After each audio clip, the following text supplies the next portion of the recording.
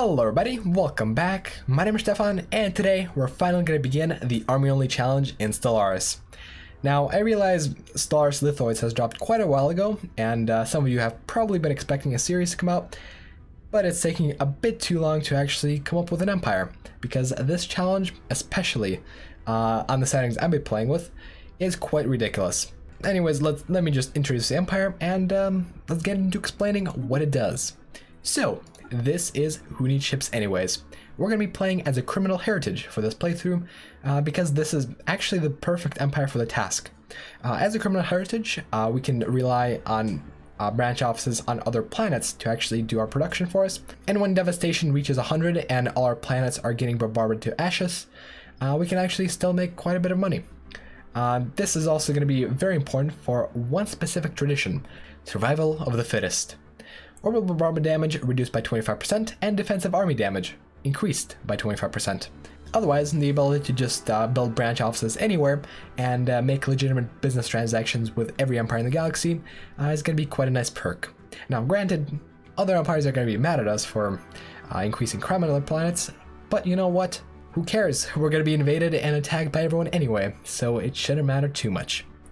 Now, we're also running private military companies. This allows us to increase army damage and reduce army upkeep.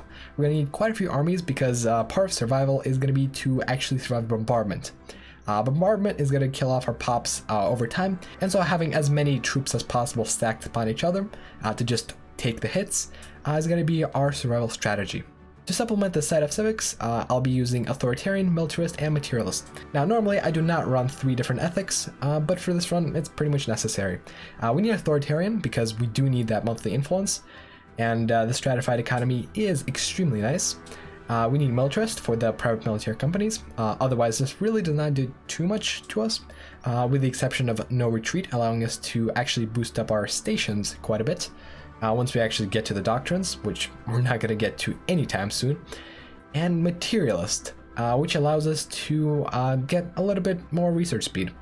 Research speed is always nice, and in fact, research speed is what we're going to be gunning for. Some of the most important technologies in this specific playthrough are going to be either tier 2 or tier 3. We need fortresses as soon as possible, and we need planetary shields as soon as possible. Therefore, technology is going to be a high priority, and hopefully no one actually eats us in the early game. I have a little trick that I'll be showing you guys for surviving the early game a little bit longer, but I'll get to that once we actually start the playthrough. The species that we're going to be using is Lithoids, and in reality there's only one reason why we're using it.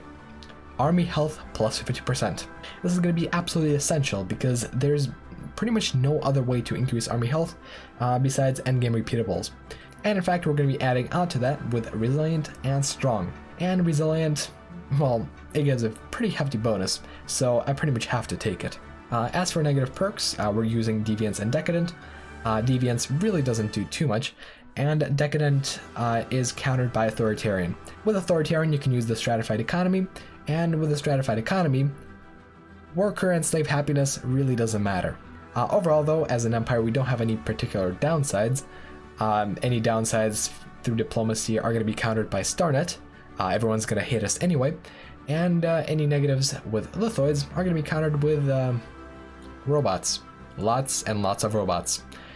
We're going to make sure that we get as many robots as possible, and hopefully we'll be able to make it. But anyways, this is what we're going to be playing with. These are all the settings. Small galaxy, because otherwise the game is just going to tank in performance after year 2300. 12 AI empires because we can't actually do any more. I may want to disable the advanced AI starts though.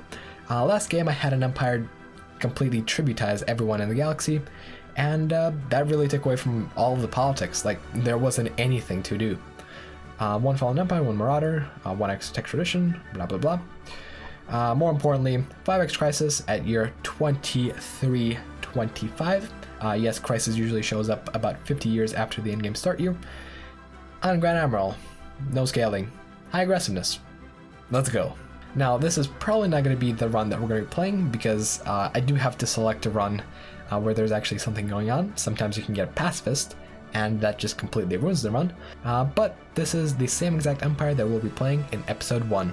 As you can see here, I am using some mods. For example, if I go ahead and build something, It's tiny stuff, and people seem to like that. So links in the description, Patreon in the description in case you want to support me and help me make more videos like this.